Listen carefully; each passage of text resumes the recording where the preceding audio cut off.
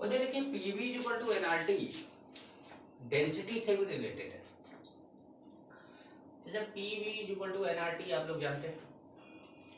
अब pressure, volume, number of moles, R and temperature, ठीक है।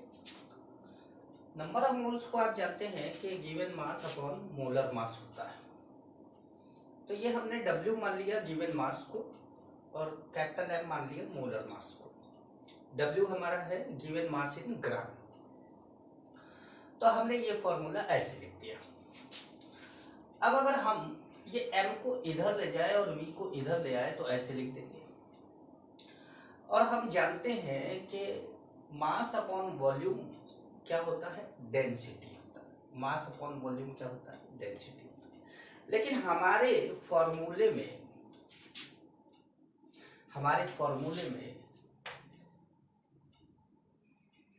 डेंसिटी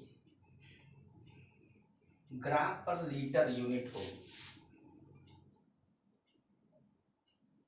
क्यों ग्राम पर लीटर? क्योंकि हमने मास लिया है गिवन मास इन ग्राम और वॉल्यूम हम लेते हैं किसमें, लीटर में। तो हमारा ये ग्राम पर लीटर हो जाता है। इन केस आपको इस पे क्वेश्चन मिलता है। तो जैसे हमारा एक क्वेश्चन है यहाँ पर कि 0.39 ग्राम लिक्विड ऑन वेपराइजेशन। जैसे आप इस फॉर्मूले का भी इस्तेमाल कर सकते हैं। 0.39 gram liquid on vaporization give 112 millilitre vapour at ST। तो हमारा जो सॉल्यूशन है इस क्वेश्चन का जो सॉल्यूशन उसमें प्रेशर है 180 atm, temperature 273 kelvin, volume 112 upon 1000 0.112 litre. क्योंकि हमको वॉल्यूम लीटर में लेना होता है तो हमने मिलीलीटर को 1000 से डिवाइड करके लीटर में चेंज कर दिया। अच्छा, प्रेशर और टेम्परेचर हमारा इस STP से निकल रहा है क्योंकि हमारी STP की कंडीशन थी कि प्रेशर 180 होगा और टेम्परेचर 273 होगा। अब हमको देखिए क्या W दिया हुआ है। W कितना दिया हुआ है, 0.39 ग्राम दिया हुआ है। अब अगर हम इस फॉर्मूले का यूज करें तो हमको देखो P दिया है, V दिया है, W दिया है, T दिया है, R की वैल्यू हमें पता रहती है। तो M हम निकाल सकते हैं। तो PV is equal to W/M RT, या हम लिख सकते हैं M is equal to WRT upon PE, ऐसे लिख सकते हैं। अब देखिए W है हमारा 0.39, R की वैल्यू हमारी 0.0821, ये 273 अपॉन प्रेशर है 1 और वॉल्यूम है 0.112। हम जानते हैं कि इन दोनों को मल्टीप्लाई करने पर 22.4 आता है। तो हम लिखेंगे 0.39 इंटू 22.4 अपॉन 112 और ऊपर कर देते हैं 1000। इसके पॉइंट को हटा दिया, ठीक है। अब ये हमारा हो गया कितना, 5। हमने 5 से कैंसिल कर दिया। अब इसमें मल्टीप्लाई कर देते हैं, ये कितना हो जाएगा 390/5। अब 390/5 5 से डिवाइड कर दीजिए।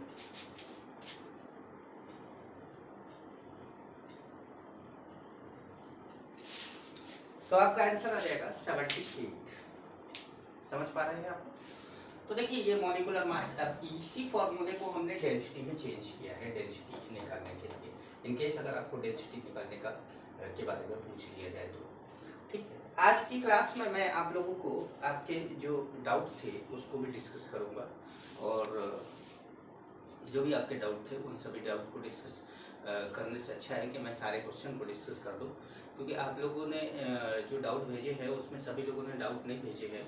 मैंने देखा कि कल कुछ बच्चे क्लास में नहीं थे, तो इसका मतलब है कि कई बार क्या होता है कि बच्चों का डेटा पैक खत्म हो जाता है या कोई बात हो जाती है, और ऑनलाइन क्लासों को लोग बहुत सीरियसली भी नहीं लेते, क्योंकि लोगों को लगता है कि हम ऑन टाइम क्लास नहीं करेंगे तो भी चलेगा, क्योंकि हमारे पास लिंक तो आ गया है, हम बाद में देख लेंगे। लेकिन जो चीज़ टाइम पे होती है वही अच्छी होती है।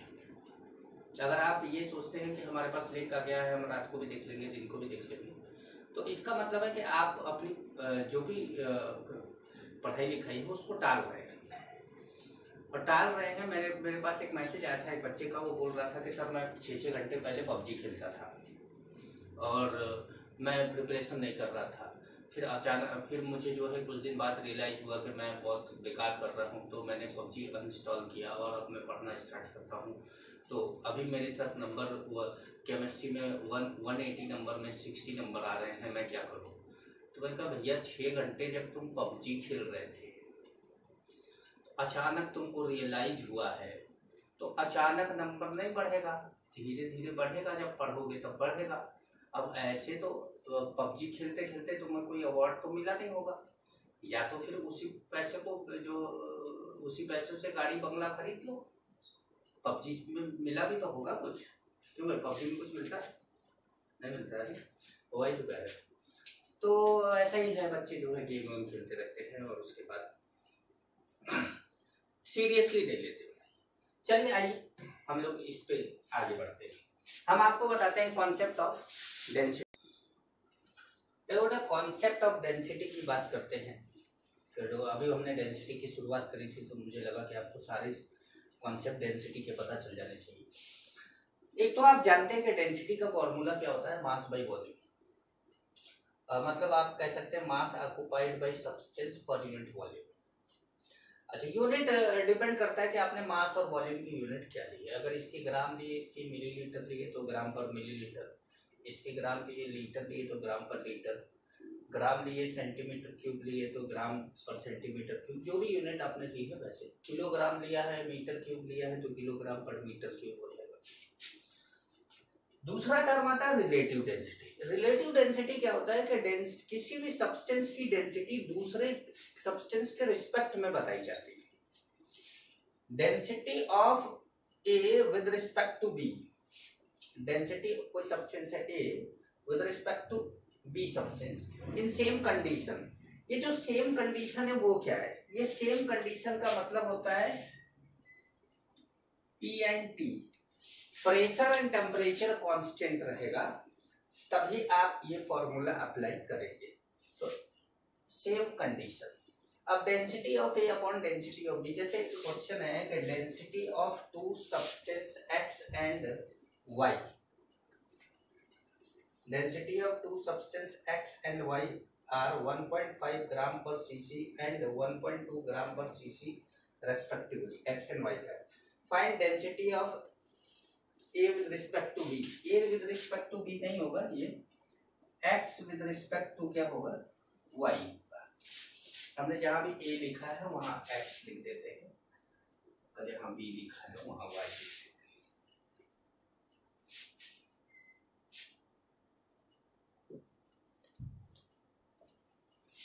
तो देखो D का मतलब है डेंसिटी।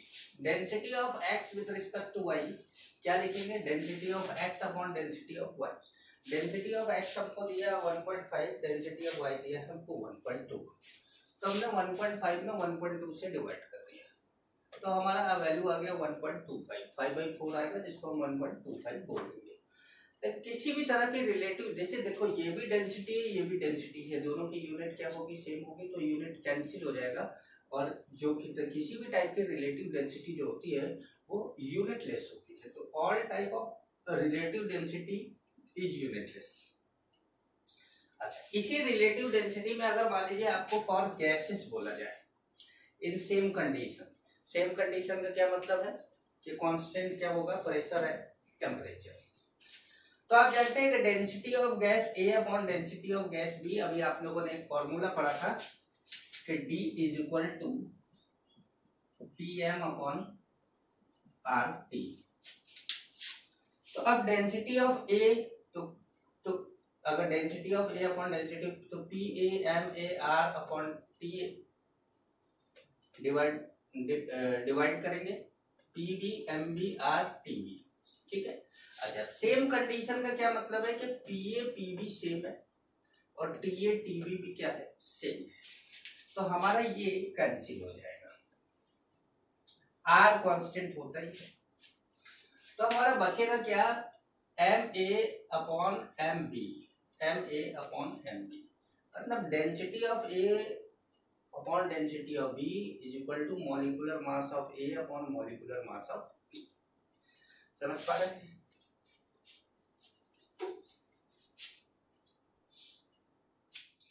अब देखो बच्चों, हमारा क्वेश्चन है कि find density of SO2 with respect to CH4, दोनों गैस है। आप चाहे तो यहाँ पर गैस ऐसे लिख सकते हैं, gas gas in same condition. Same condition की बात है, density of SO2 with respect to CH4, तो density of SO2 upon density of CH4 हो जाएगा density of SO2 upon density of CH4 is equal to molecular mass of SO2 upon molecular mass of CH4। SO2 का molecular mass कितना, 32, 16, 16, ये कितना हो गया 64, और CH4 का 16, तो हो जाएगा 4। तो density of SO2 with respect to CH4, देखिए आपको जानकारी होगी शायद या नहीं भी होगी, तो मैं बता देता हूँ। डेंसिटी ऑफ वाटर 1 ग्राम पर सेंटीमीटर क्यूब या सीसी या 1 किलोग्राम पर लीटर लेते हैं। अगर 1 मीटर क्यूब की एक आपकी टंकी है पानी की, 1 मीटर क्यूब की, 1 मीटर लंबा है, 1 मीटर चौड़ा है, 1 मीटर ऊंचा है, तो उसके अंदर 1000 लीटर पानी आएगा, मतलब 10⁻³ लीटर पानी आएगा। 10⁻³ लीटर 10⁻³ किलोग्राम बोल सकते हैं, क्योंकि 1 वाटर के केस में 1 litre is equal to 1 kilogram होगा। वाटर के केस में 1 लीटर 1 किलोग्राम के बराबर होगा।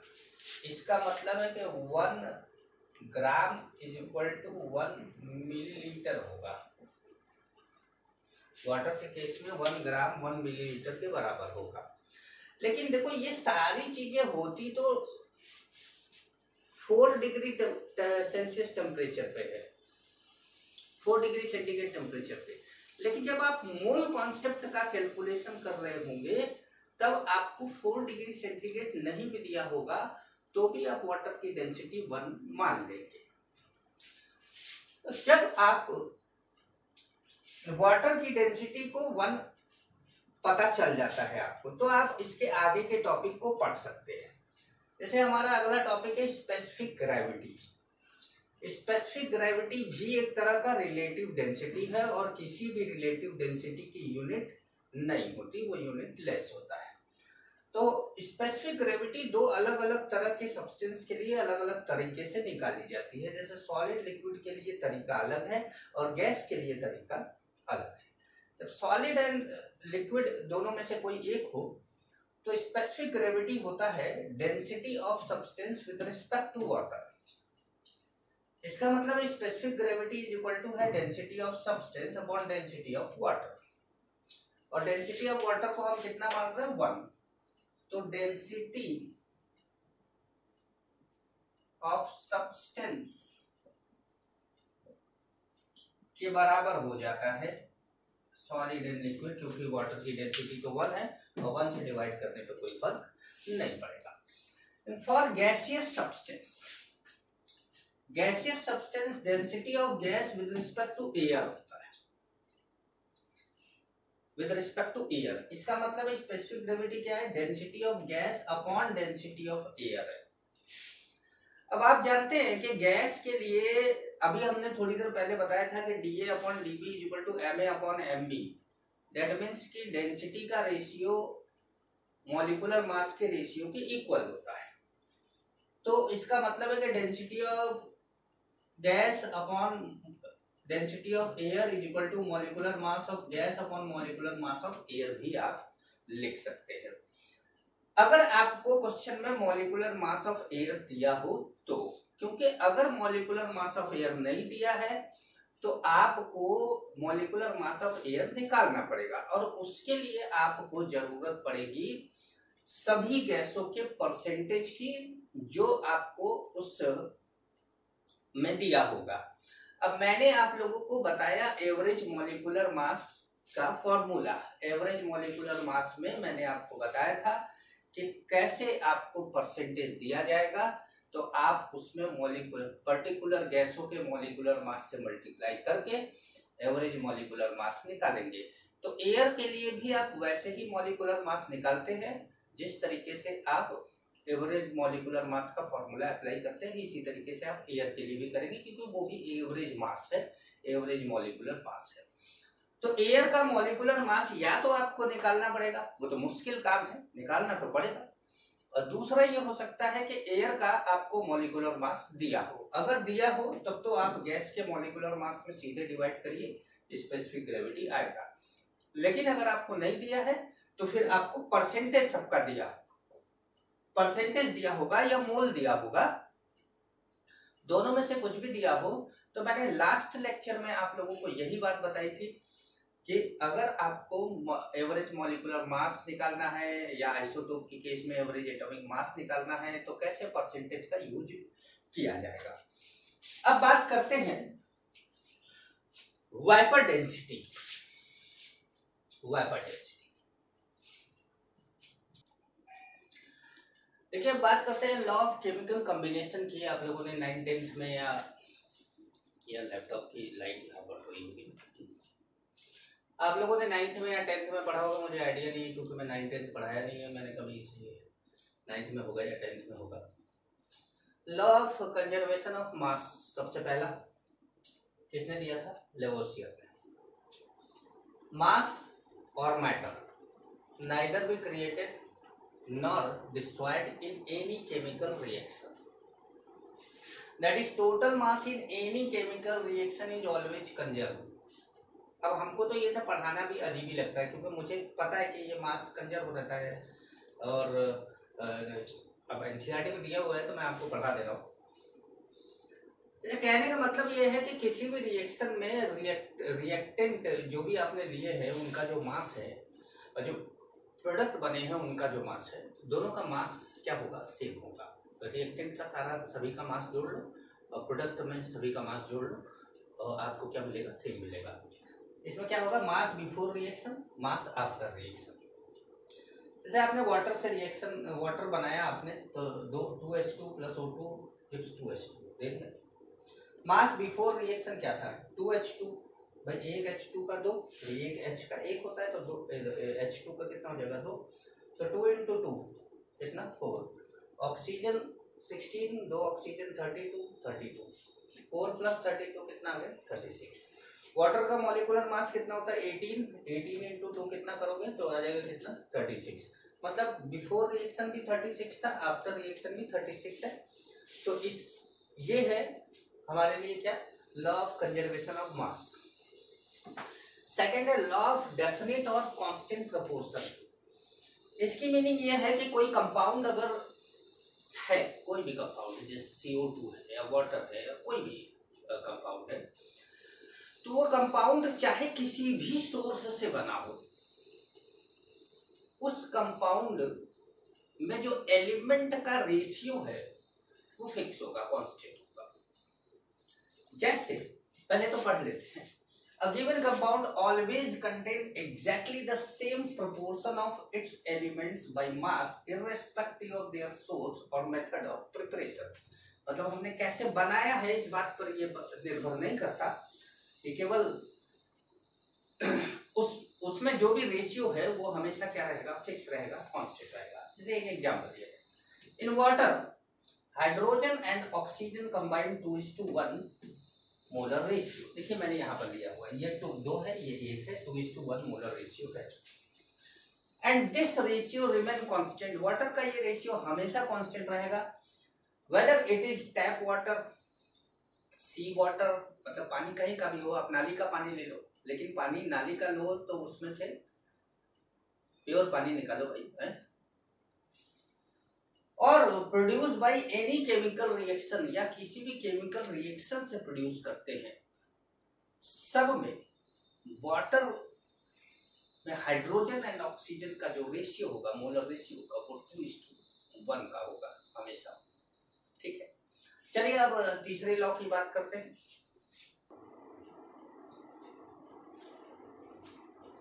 अब देखिए थर्ड लॉ की बात करते हैं, law of multiple proportion. Dalton ने इसको दिया था, पढ़ लेते हैं पहले। When one element combined with other element to form two or more different compound, देखिए ध्यान से समझिए, एक कार्बन ऑक्सीजन से रिएक्ट कर रहा है, कार्बन ऑक्सीजन से रिएक्ट कर रहा है, CO भी बना रहा है, CO2 भी बना रहा है, मतलब दो अलग अलग तरह के कंपाउंड बना रहा है। टू फॉर्म टू और मोर, अभी तो दो ही बना रहा है, टू और more different compound. Then mass of each element which combine with a constant mass of other element. Constant mass किसका ले लिया? कार्बन का। कार्बन का यहाँ भी 12, यहाँ भी 12। ठीक है, क्या लिखा है? मास ऑफ वन एलिमेंट, ये वन एलिमेंट जो है वो ऑक्सीजन है, which combine with a constant mass of other element, constant mass carbon का है, will bear a simple ratio, किसका? ऑक्सीजन का, to one another. Simple ratio means ratio between natural numbers such as 1:1, 1:2, 2:3, 1:3 है, 3:2, इस तरह का कुछ नंबर मिलेगा आपको। अब देखिए कार्बन ने ऑक्सीजन से रिएक्ट करके दो तरह के कंपाउंड बनाए, एक CO बनाया, एक CO2 बनाया। दोनों में कार्बन का मास सेम है, 12। ऑक्सीजन यहाँ पर कितना है? 16, और यहाँ पर दो ऑक्सीजन है तो कितना हो गया? 32। अब इन दोनों ऑक्सीजन का जो रेशियो है, मास का जो रेशियो है, वो एक सिंपल रेशियो है, 1:2 का। यहाँ पे देखिए सल्फर एंड ऑक्सीजन ने रिएक्ट करके दो तरह के कंपाउंड बनाए, एक बनाया SO2 और एक बनाया SO3। ठीक है, सल्फर के दोनों में क्या है? मास फिक्स है, 32। अब ऑक्सीजन यहाँ पर 32 और यहाँ पर कितना? 48। अब 32 और 48 के बीच का रेशियो क्या हो गया? एक सिंपल रेशियो हो गया, 2:3 का। समझ पा रहे हैं? चलिए एक और एग्जांपल लेके समझाते हैं।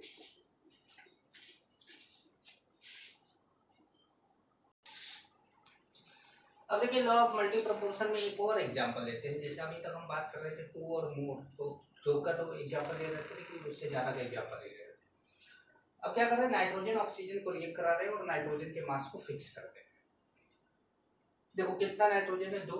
यहाँ पर एक ही नाइट्रोजन है तो हमने 2 से मल्टीप्लाई कर दिया, ये भी कितना हो गया? 2 और 2, सब में 2 नाइट्रोजन।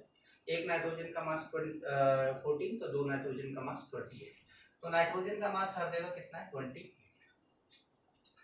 ऑक्सीजन यहाँ पर कितना है? 1 है, 16, यहाँ पर कितना है? 2 है, 32, यहाँ पर कितना है? 3 है, 48, यहाँ पर कितना है? 4 है, 64, यहाँ पर 5 है, 80, तो 16 से 5 में मल्टीप्लाई। अब ऑक्सीजन का हमने रेशियो लिया, क्योंकि फिक्स मास तो नाइट्रोजन का है, तो ऑक्सीजन का रेशियो लेना पड़ेगा, तो 16:32, 48, 64, 80।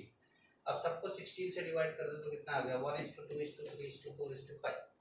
एक सिंपल रेशियो आ गया। ठीक है, अब आते हैं चौथे और लास्ट लॉ पे, law of reciprocal proportion. Law of reciprocal चल रहा है ना? Law of reciprocal proportion when two element A and B, दो अलग अलग एलिमेंट है A and B, combine separately with fixed mass of third element. अब दो एलिमेंट है A and B, carbon and sulphur, जो सेपरेटली कंबाइन होते हैं ऑक्सीजन से, और जिसका मास क्या है? फिक्स है। यहाँ पर भी O2 लिया, यहाँ पर भी O2 लिया, यहाँ पर भी 32 है O2 का, यहाँ पर भी 32 है। Separately with fixed mass of third element. Third element कौन है? ऑक्सीजन। ऑक्सीजन को C मानते हैं, C कार्बन नहीं, ABC वाला C। Then the ratio of their masses, किसका? A and B का, मतलब कार्बन एंड सल्फर का, in which they react is either same। अगर कार्बन और सल्फर को आपस में रिएक्ट करा दिया जाए तो वो रेशियो यहाँ पे जो कार्बन सल्फर रिएक्ट किए हैं उन्हीं के रेशियो के या तो बराबर होगा, आइदर सेम और some whole number multiple of the ratio in which they combine with each other. अब इसे मान लीजिए कि यहाँ पर जो रेशियो है, यहाँ पर देखिए, यहाँ पर जो कार्बन ऑक्सीजन है तो कार्बन कितना 12, ऑक्सीजन कितना 32। यहाँ पर देखिए सल्फर ऑक्सीजन है तो हमने ऑक्सीजन के मास को फिक्स कर दिया 32 और ये कितना हो गया, ये भी 32 है, ठीक है। अब कार्बन सल्फर का रेशियो अगर लेना है तो 12 और 32 ले लिया आपने, 4 से डिवाइड किया 3 आ गया, 4 से डिवाइड किया ये 8 आ गया। तो या तो अगर इसका रेशियो 3:8 आए या तो फिर 6:16 आए, मतलब 2 से मल्टीप्लाई करो या तो 3 से मल्टीप्लाई करो, 9:24 आए, इस तरह का कुछ आए, ठीक है। तो अब जब कार्बन एंड सल्फर आपस में रिएक्ट करते हैं तो कार्बन एंड सल्फर रिएक्ट करके एक CS बनाते हैं, जैसे CO बनता है तो उसको बोलते हैं कार्बन मोनोऑक्साइड, कार्बन मोनोऑक्साइड। वैसे CS बनता है, ऑक्सीजन को मतलब रिप्लेस करके आप सल्फर ला सकते हैं हर जगह पर। तो जैसे CO बन जाता है तो उसको कार्बोनिल बोला जाता है, तो CS जब बनता है तो उसको थायोकार्बोनिल कहते हैं। जहाँ भी सल्फर आ जाए ऑक्सीजन की जगह पे वहां एक टर्म जुड़ जाता है THIO, थायो। तो अब देखिए थायो में C और S का रेशियो क्या है, कार्बन कितना है 12, सल्फर कितना है 32, दोनों का रेशियो कितना होगा 3:8 का, ठीक है। लेकिन ये जो कॉन्सेप्ट है ये हमेशा वैलिड नहीं है, ये कॉन्सेप्ट हमेशा वैलिड नहीं है, ये ध्यान रखिएगा, ठीक है। क्योंकि जैसे कोई और कंपाउंड बनाते हैं यहाँ पर चेंज हो जाता है। तो इतना तो आपको समझ में आ गया। अब हम लोग अब आप लोग अब आप लोग इस पे क्या करेंगे, क्वेश्चन करेंगे, और मैं क्या करता हूं कि आप लोगों को जो क्वेश्चन दिए गए हैं, चलिए आप लोग इसको करिए, ये वीडियो तो यहीं समाप्त करते हैं, फिर आगे देखेंगे। देखिए अब बात करते हैं एम्पिरिकल फार्मूला की। Empirical formula and molecular formula हमारा अगला टॉपिक है। शॉर्ट में हम इसको EF और इसको MF बोलते हैं, ताकि हम बार बार हम लोगों को ये एम्पिरिकल फार्मूला मॉलिक्यूलर फार्मूला लिखने की जरूरत न पड़े। एम्पिरिकल फार्मूला क्या होता है और मॉलिक्यूलर फार्मूला क्या होता है। किसी भी कंपाउंड का जो भी फार्मूला होता है उसको मॉलिक्यूलर फार्मूला कहते हैं। किसी भी कंपाउंड का जो भी फार्मूला होता है उसको मॉलिक्यूलर फार्मूला कहते हैं। सिंपल बात तो ये है। एम्पिरिकल फार्मूला थोड़ा अलग हो जाता है। एलिमेंट के जो सिंपलेस्ट रेशियो होते हैं, एटम्स के जो सिंपलेस्ट रेशियो होंगे वो एम्पिरिकल फार्मूला होगा। कभी कभी एम्पिरिकल फार्मूला मॉलिक्यूलर फार्मूला के बराबर होता है, कभी कभी नहीं होता। लेकिन हम जब नहीं होता है तो इसका मतलब है कि दो अलग अलग होंगे, और दो अलग अलग होंगे तो हमें दो अलग अलग तरह के टॉपिक पढ़ने होंगे। तो मैंने एग्जाम्पल लेकर आपको बताया है, पहले डेफिनेशन पढ़ लिया जाए। Formula which represent a simple ratio of all the element present in one molecule of compound is known as empirical formula. किसी भी कंपाउंड के फॉर्मूले में जितने भी एलिमेंट पाए जा रहे हैं उन सभी एलिमेंट के नंबर का रेशियो एम्पिरिकल फार्मूला हो जाएगा, simplest ratio. A molecular formula which denotes exact number of atoms, मैंने बोला कि सीधे फार्मूला ही लिख देना है इसमें, of all elements present in one molecule of compound is known as molecular formula। MF मतलब molecular। मीनिंग क्या है, एम्पिरिकल फार्मूला क्या है, सिंपलेस्ट रेशियो है, और मॉलिक्यूलर फार्मूला एग्जैक्ट रेशियो, मतलब जैसा था वैसे ही डायरेक्ट कर दिया। अब जैसे देखिए ग्लूकोज, आप भी जानते हैं कि फार्मूला C6H12O6 होता है, तो मॉलिक्यूलर फॉर्मूला हो गया C6H12O6। अब इनके बीच में रेशियो देखिए क्या है, 6:12:6, 6:12:6। अब सिंपलेस्ट रेशियो बनाने के लिए 6 से डिवाइड कर दिया जाए तो ये 1:2:1 हो जाएगा। ये 1:2:1 यही सिंपलेस्ट रेशियो है। तो अगर इसको इसमें चेंज कर दिया जाए तो एम्पिरिकल फॉर्मूला हो जाएगा और इसी में रखा जाए तो मॉलिक्यूलर फॉर्मूला। तो एम्पिरिकल फॉर्मूला में कितने से, मतलब कार्बन में, हाइड्रोजन में, ऑक्सीजन के नंबर में कितने से मल्टीप्लाई कर दिया जाए तो मॉलिक्यूलर फॉर्मूला आ जाएगा 6 से। ऐसे ही एन अभी समझा रहे, मतलब ये एक नंबर है जो एम्पिरिकल फॉर्मूला और मॉलिक्यूलर फॉर्मूला के बीच में रिलेशन स्टेबलाइज करता है। एक इंटीजर नंबर है, 1 रहेगा, 2 रहेगा, 3 रहेगा, 4 रहेगा, जो कुछ भी हो सकता है। जैसे हाइड्रोजन, एक और एग्जांपल ले लिया, हाइड्रोजन। हाइड्रोजन का मॉलिक्यूलर फॉर्मूला है NH2NH2, लेकिन NH2NH2 से आपको ना समझ में आए तो आप लिख सकते हैं, 2 N है तो आप लिख सकते हैं N2, और 4 H है तो आप लिख सकते हैं H4, N2H4।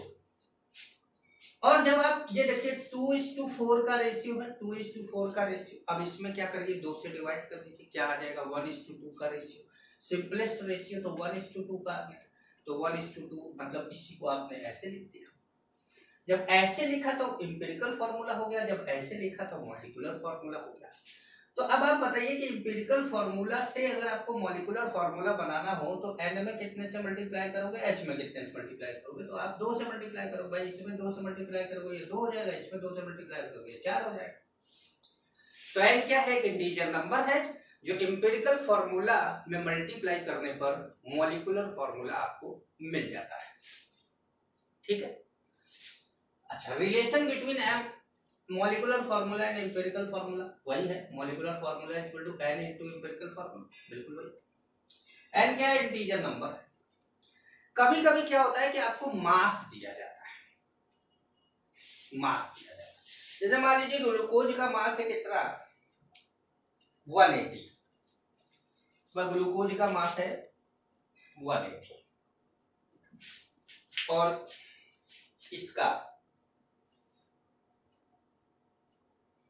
इसका मास अगर निकाला जाए तो कितना आएगा, तो 12 + 2 कितना हो गया, 14, 14 + 16,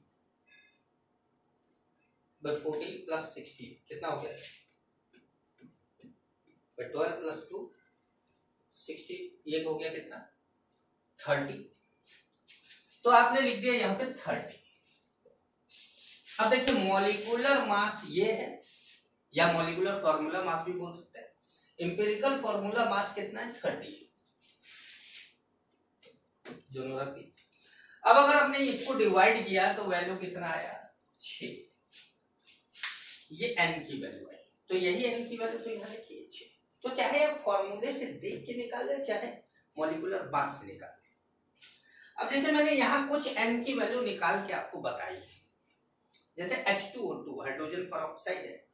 अब 2:2 के रेशियो को आप 1:1 लिख सकते हैं, सिंपलेस्ट, तो 1:1 हो गया। वो क्या हो गया, एम्पिरिकल फॉर्मूला। तो इसका मतलब है कि इसके अंदर कितने से मल्टीप्लाई किया जाए तो ये आ जाए 2 से। NH3 1:3, अब 1:3 से और सिंपल, भाई 1 से छोटा तो आप नहीं बनाएंगे ना, सिंपलेस्ट रेशियो में 1 से छोटा नहीं बनाएंगे, तो ये भी क्या रहेगा, अमोनिया ही रहेगा। अब इसमें और इसमें कोई डिफरेंस नहीं, तो इसका मतलब है कि इसके मॉलिक्यूलर मास और एम्पिरिकल फॉर्मूला मास में कोई डिफरेंस नहीं है, तो ये वैल्यू 1 आ गई है, यहाँ 1 आ गई। जैसे N2O4 2:4 का रेशियो, तो जब 2:4 का रेशियो है तो 2 से डिवाइड कर दो, 1:2 का रेशियो हो जाएगा। 1:2 का रेशियो हो जाएगा, तो आप देखिए यहाँ पर अगर हम 2 से मल्टीप्लाई कर दे तो ये मिल जाएगा, तो n की वैल्यू कितनी आ गई, 2 आ गई। B2H6 2:6 1:3 बना सकते हैं, 1:3 बना सकते हैं, तो 1:3 में आप इसमें 2 से मल्टीप्लाई करें तो ये आ जाएगा, तो 2 से मल्टीप्लाई का मतलब n की वैल्यू 2 हो गई। Al2Cl6 पर 2 6 वैसा ही है, बिल्कुल इसी के जैसा, तो AlCl3 यहाँ पर भी क्या आ जाएगा, 2 आ जाएगा। तो इस तरीके से आप मॉलिक्यूलर फॉर्मूला और एम्पिरिकल फॉर्मूला में अभी मैंने रिलेशन स्टेबलाइज किया, क्योंकि आप लोगों में से कोई बच्चे ने मुझसे क्वेश्चन पूछा था, तो मैंने उसको बोला कि अभी बेटा एम्पिरिकल फॉर्मूला नहीं पढ़ाया है, क्योंकि एम्पिरिकल फॉर्मूला पढ़ाने का अपना एक तरीका होता है, जैसे डायरेक्ट आपको क्वेश्चन नहीं करा सकते कि एम्पिरिकल फॉर्मूला पे क्वेश्चन करो, पहले समझिए एम्पिरिकल फॉर्मूला क्या है, मॉलिक्यूलर फॉर्मूला क्या है, तब उस पर हम बात करते हैं। अब देखिए हमारे पास हमने कैसे डिटरमाइन किया जाए इसके लिए कुछ लिख रखा है, इसको समझा देते हैं। Determination of empirical formula of the compound, empirical formula of the any compound is determined with the help of given percent of element. या तो आपको किसी कंपाउंड में जितने भी एलिमेंट है, जैसे ग्लूकोज है तो ग्लूकोज में कार्बन, हाइड्रोजन, ऑक्सीजन, तो जितने भी एलिमेंट है, कार्बन है, हाइड्रोजन है, ऑक्सीजन है, सल्फर, जो भी एलिमेंट है उनके आपको परसेंट दिए या सबका वेट दिया होगा, या इन सबके बीच में वेट का रेशियो दिया होगा, weight ratio of the element. इसकी हेल्प से हम एम्पिरिकल फॉर्मूला निकालेंगे। तो सबसे पहले आप क्या करेंगे कि आपको ये कॉलम, इतने बड़े बड़े जो इसकी हेडिंग है, इन कॉलम्स की इतना आपको लिखना नहीं है। ये तो जैसे परसेंट दिया है तो केवल परसेंट लिख लेना है, वेट दिया है तो वेट लिख लेना है, रेशियो दिया है तो रेशियो लिख लेना। मैंने तीनों इसलिए लिखा है क्योंकि मुझे समझाना है, मुझे इसी बात के पैसे मिलते हैं। Percent of element upon atomic mass. अब परसेंट मैंने भैया तीनों फिर लिखते हैं और उसके बाद एटॉमिक मास लिखते हैं, तो आप समझ जाइए कि चाहे परसेंट ऑफ एलिमेंट हो उसमें एटॉमिक मास से डिवाइड करेंगे, या वेट ऑफ एलिमेंट हो तो भी एटॉमिक मास से डिवाइड करेंगे, और वेट रेशियो जो दिया है वो तो भी एटॉमिक मास से डिवाइड करेंगे। ठीक है, तो जो आएगा वो number of atom of element हो जाएगा आपके लिए इस फॉर्मूले के लिए, number of element of atom. ठीक है, अब उसके बाद कैसे करेंगे, ये किसी एग्जाम्पल को लेकर ही किया जा सकता है। जैसे कि मान लीजिए कि आपके पास कार्बन है और हाइड्रोजन, और आपको कोई एम्पिरिकल फॉर्मूला बनाना है जिसमें मैंने इसको ले लिया 80% और इसको ले लिया मैंने 20%। ठीक है, अब अगले वाले स्टेप में क्या करना है कि 80/12 और यहाँ पे 20/1 एटॉमिक मास से, ये नहीं कि H2 का मॉलिक्यूलर मास से कर दो 2 से, नहीं। आप बोलोगे सर आपने बोला था हाइड्रोजन जब भी लेना है H2 लेना है, नहीं भाई माफ करिएगा, ऐसा हमेशा नहीं बोलता हूँ। कार्बन हाइड्रोजन, कार्बन का एटॉमिक मास में एटॉमिक मास बाकायदा लिख रखा है, तो कार्बन का एटॉमिक मास 80 बाई क्या कर दो 12, उसका जिसका परसेंट उसी का एटॉमिक मास, परसेंट हाइड्रोजन का नहीं, हाइड्रोजन का एटॉमिक मास। अब ये आ गया कुछ आपकी वैल्यू आ गई। ठीक है, आपकी वैल्यू आई, ये कितनी आई 20/3 आ गया, ये कितना आ गया 20/3 आ गया, और ये कितना आ गया 20 आ गया। मैंने ये बोला कि इसको बिना एग्जाम्पल के कैसे बताएं। अब देखिए ये आ गया नंबर ऑफ एटम इस कार्बन का, और ये नंबर ऑफ एटम आ गया हाइड्रोजन का उस फॉर्मूले में।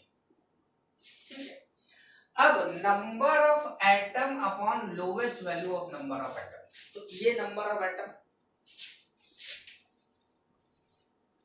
20/3। अच्छा, इन दोनों में छोटा कौन है, जैसे 2 हो 3 हो 4 हो, जितने भी हो सब में देखना है सबसे छोटा कौन है। तो अब ये तो है 20 और ये है 20/3, तो जाहिर सी बात है 20/3 छोटा, तो आप इसको 20/3 से डिवाइड कर देंगे, कितना आ जाएगा 1। यहाँ पर 20/20/3 से डिवाइड करेंगे, कितना आ जाएगा 3। मेरी बात समझे कि नहीं। नंबर ऑफ एटम यहाँ निकाले हैं, यहाँ निकाले हैं, ये नंबर ऑफ एटम, ये नंबर ऑफ एटम, इन दोनों में से या 3 है 4 है जितने भी है उनमें आपको देखना है सबसे छोटा कौन है। जो सबसे छोटा है उससे बाकी सब में डिवाइड करना है। मतलब जैसे ये छोटा है तो इससे इसमें भी डिवाइड करना है और इससे बाकी सब में भी डिवाइड करना है।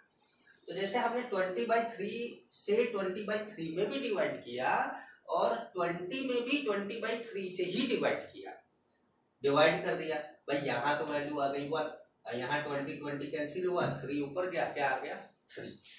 तो अब आपका एम्पिरिकल फॉर्मूला आ गया। कार्बन का नंबर कितना 1 और हाइड्रोजन का नंबर कितना 3, और इस तरीके से आपका आ गया C1H3। और अब आप इसका फॉर्मूला बताएंगे CH3। मेरी बात समझ पाए आप लोग या नहीं समझे? समझे होंगे, बहुत चिल्लाए, समझ गए। चलिए अच्छा, तो अगला क्वेश्चन बताते हैं। देखिए बच्चों, आप एक क्वेश्चन दिया है आप लोगों को और इस क्वेश्चन के अंदर पहले एक बार आप पढ़ लीजिए इसको। मुझे थोड़ा पहले से लिखना पड़ गया ताकि आपका समय बचे। कंपाउंड कंटेन 92.3% कार्बन एंड 7.7, वैसे तो ये 92.31% था, मैंने 30 कर 7.70% hydrogen. Find empirical formula of compound. If molecular mass of compound is 78, then also find the molecular formula of the compound. कैसे करना है, सबसे पहले इसको हम देखेंगे। हमारे पास दो एलिमेंट है, एक कार्बन है और एक क्या है हाइड्रोजन। हमने लास्ट क्वेश्चन में कार्बन हाइड्रोजन का दिया था, देखिए इसमें थोड़ा सा हमने चेंज किया, परसेंटेज थोड़ा डिफिकल्ट टाइप का दिया है और आपसे मॉलिक्यूलर फॉर्मूला भी पूछा है। तो हमने यहाँ पर लिख लिया कितना, हमारा कितना परसेंट है 92.3 और यहाँ पर 7.7। यहाँ हमने 92.3 में 12 से डिवाइड कर दिया और यहाँ 7.7 में हमने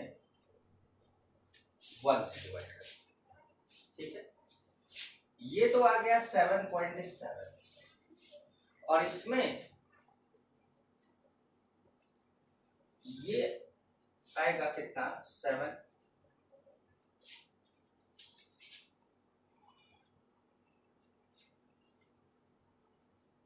ये भी आएगा हमारा 7.7 और ये भी आ गया कितना 7.7। अब हमको क्या करना है, नंबर ऑफ एटम। ये हमारा नंबर ऑफ एटम आया है, नंबर ऑफ एटम आया है, नंबर ऑफ एटम कार्बन का है, नंबर ऑफ एटम हाइड्रोजन का। अब हमको क्या करना है, रेशियो निकालना है। तो रेशियो निकालने के लिए number of atom upon list number of atom, number of atom कौन है 7.7 और दोनों के सेम है इसलिए लिस्ट का कोई मतलब नहीं है, ये भी 1 हो गया, ये भी 1। मतलब कार्बन भी एक है और हाइड्रोजन भी एक है। तो एम्पिरिकल फॉर्मूला आ गया क्या C1H1 और यहाँ पर ये आ गया CH। हमारा एम्पिरिकल फॉर्मूला आ गया CH। अब हमको मॉलिक्यूलर फॉर्मूला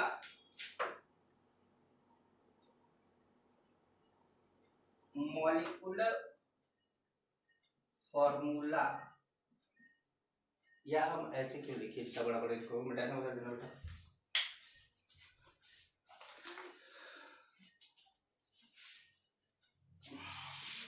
अगर हम लिखे molecular formula is equal to n into empirical formula, ठीक है। तो हमको n की वैल्यू नहीं पता, लेकिन n की वैल्यू निकालने का एक हमारे पास और तरीका है। n is equal to molecular, ऐसे लिख देते हैं, molecular formula mass upon empirical formula mass. ठीक है, मॉलिक्यूलर फॉर्मूला मास हमको दिया हुआ है कितना है 78।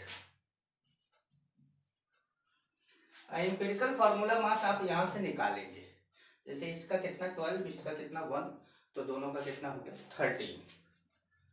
तो ये आपने 13 ले लिया और ये आ गया हमारा 6 आ गया। अब molecular formula is equal to 6 into CH, और ये इसमें भी 6 से मल्टीप्लाई होगा, इसमें भी 6 से मल्टीप्लाई होगा, फॉर्मूला हो जाएगा C6H6। ये आपका आंसर है मॉलिक्यूलर फॉर्मूला का, और ये आपका आंसर है एम्पिरिकल फॉर्मूला का। चलिए अब दूसरा क्वेश्चन लेते हैं। इसमें मैंने बहुत बड़ी थ्योरी नहीं लिखी, मैंने सीधे कार्बन का, हाइड्रोजन का, इन सब का परसेंट लिख दिया। अब देखिए हमारा कार्बन दिया है, हाइड्रोजन दिया है, ऑक्सीजन दिया है, लेकिन ऑक्सीजन का आपको परसेंट नहीं दिया। तो क्या करेंगे आप, कि आपको पता है कि कार्बन, हाइड्रोजन, ऑक्सीजन तीन ही चीज है, क्योंकि चौथा कुछ दिया नहीं है, तीन ही चीज है इस कंपाउंड में। तो इसका मतलब है कि इन दोनों को जोड़ के 100 में से माइनस कर दो तो ये आ जाएगा। तो सबसे पहले आपके पास कार्बन है, हाइड्रोजन है एंड ऑक्सीजन है। तो आपने कार्बन लिख दिया 52.2%, हाइड्रोजन आपका 13%। इन दोनों को जोड़ दो तो ये कितना आ रहा है, ये आ रहा 5, ये आ रहा 6, 65.2। तो 65.2 आया तो वो आ गया 34.8%, ऑक्सीजन आ गया 34.8%। हमने इन दोनों को जोड़ के 100 में से माइनस कर दिया, 34.8% आ गया।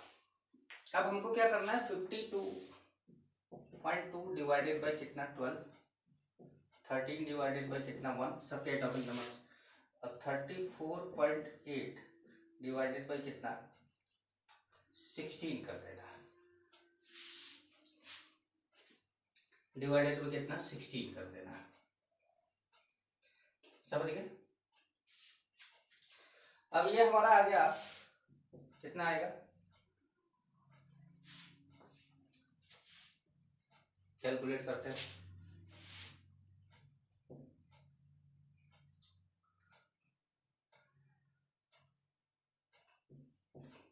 4.35, ये तो सीधे 13 है, यहाँ पे कर लेते हैं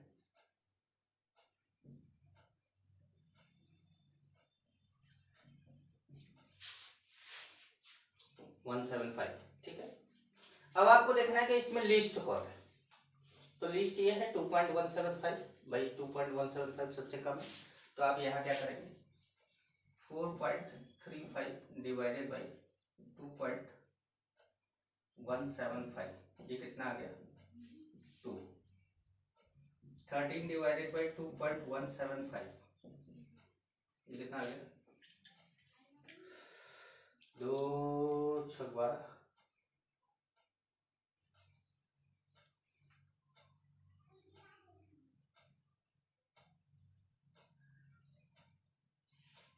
और 6 टाइम जाएगा, और ये आपका हो गया 2.175 डिवाइडेड बाई 2.175, ये कितना आ जाएगा 1।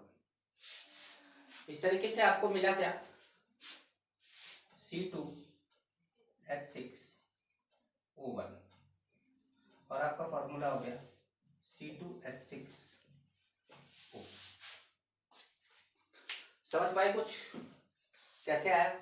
ध्यान रखिएगा जब किसी मतलब मान लीजिए 3 एलिमेंट है और 2 का दिया है, 1 का नहीं दिया है, तो तीसरे का हम 100 में से माइनस करके निकालेंगे।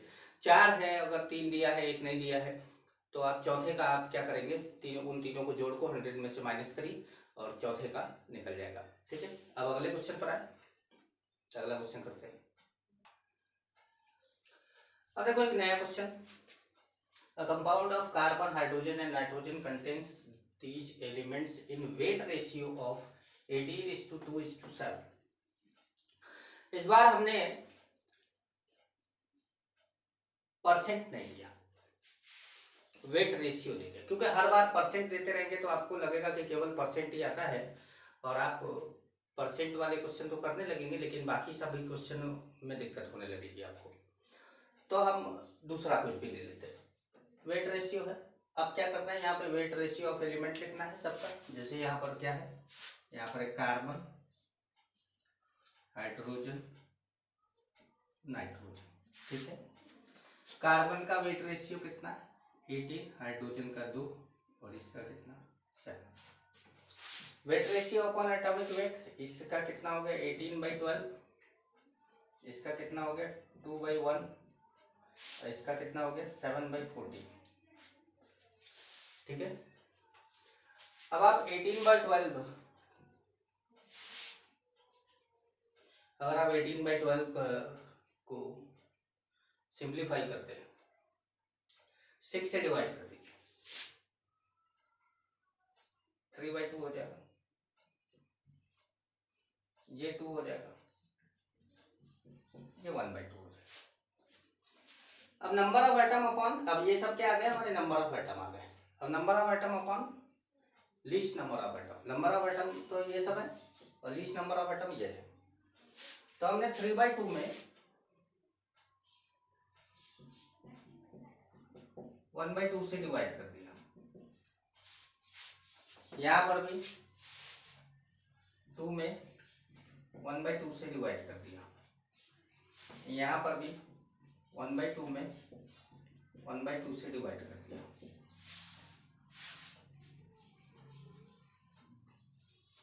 अब हमारा जो फॉर्मूला आया वो क्या आया, वो आ गया C3H4N। कंपाउंड का फॉर्मूला मतलब एम्पिरिकल फॉर्मूला आ गया C3H4N, लेकिन अभी इसका मॉलिक्यूलर मास कितना है, इस एम्पिरिकल फॉर्मूला मास कितना है, तो आप निकालेंगे तो ये इतना कितना आ जाएगा 36 + 4 + 14, मतलब ये आ गया 54। ठीक है, मॉलिक्यूलर फॉर्मूला मास 108 इंटू n, एम्पिरिकल फॉर्मूला मास कितना है 54 है, तो n की वैल्यू कितनी आ गई 2।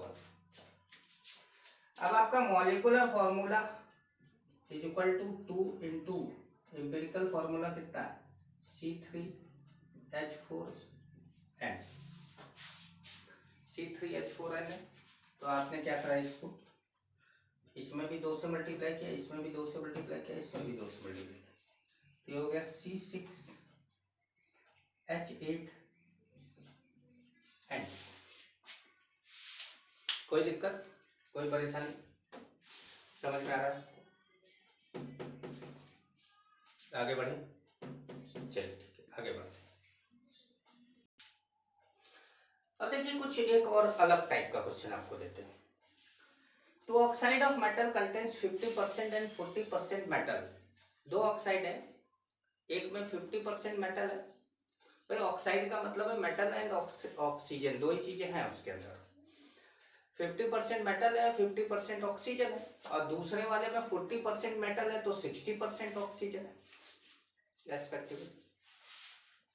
ये फॉर्मूला ऑफ फर्स्ट ऑक्साइड जिसमें 50% मेटल है 50% ऑक्साइड है, उसका फॉर्मूला है MO।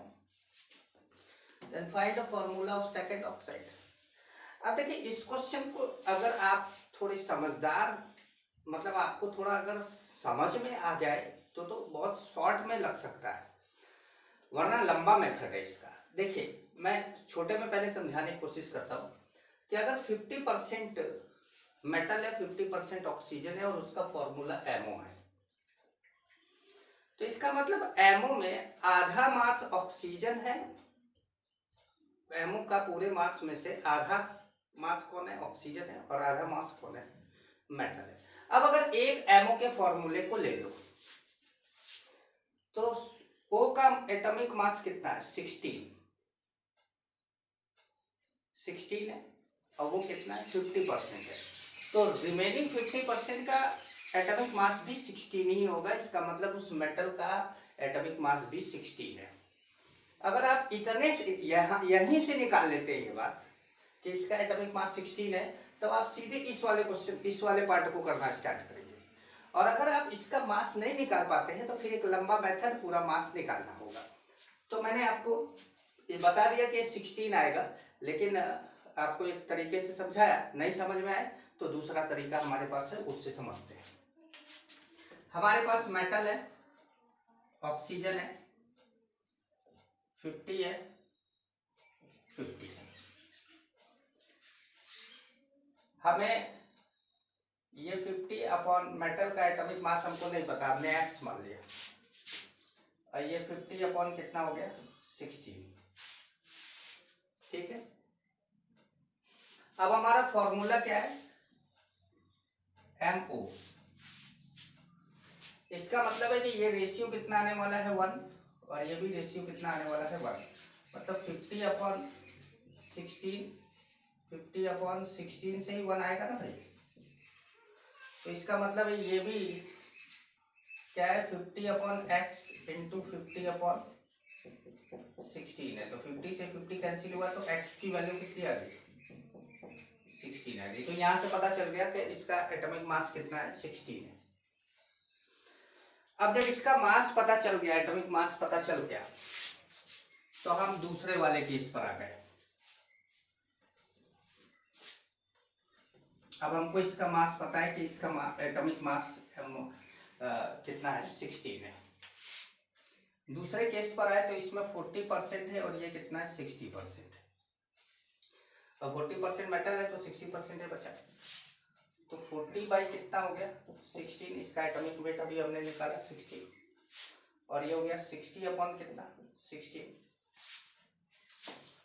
तो अब 4 से डिवाइड कर देते हैं इसको, 8 से कर देते, 5 बाई कितना आ जाएगा 2, और इसको भी आप 4 से डिवाइड करें तो ये आ जाएगा 15 अपॉन 4। अब 5/2 और 15 अपॉन 4 में जो तुम्हें छोटा कौन है, तो ये 4 3 जा 12, 3 टाइम जा रहा है, ये 2 2 ये छोटा है, तो हमने क्या करा 5/2 अपॉन 5/2 कर दिया, ये कितना आ गया 1 आ गया, ठीक है, समझ पा रहे हैं। और ये 15/4 अपॉन 5/2 कर दिया, ये 5 3, तो ये आ गया कितना 3/2 हो गया 1.5। तो अब आप ऐसे तो लिख नहीं सकते कि M 1 होगा और O 1.5 होगा, तो इसको होल नंबर में कन्वर्ट करने के लिए किसी ऐसे नंबर से, इंटीजर नंबर से मल्टीप्लाई कर दीजिए ताकि ये दोनों होल नंबर में कन्वर्ट हो जाए। तो इसलिए हमने इसको क्या करा 2 से मल्टीप्लाई कर दिया, तो ये हो गया हमारा M2O3, ये हमारा आया दूसरे वाले का फॉर्मूला। अच्छा, जब कभी आपको मॉलिक्यूलर फॉर्मूला पूछे और आपके पास मॉलिक्यूलर फॉर्मूला निकालने का कोई तरीका ना दिया हो, जैसे अक्सर एम्पिरिकल फॉर्मूला निकालने के बाद मॉलिक्यूलर फॉर्मूला का मास दिया रहता है, उससे आप n की वैल्यू निकालते हैं, फिर मॉलिक्यूलर फॉर्मूला निकाल लेते हैं।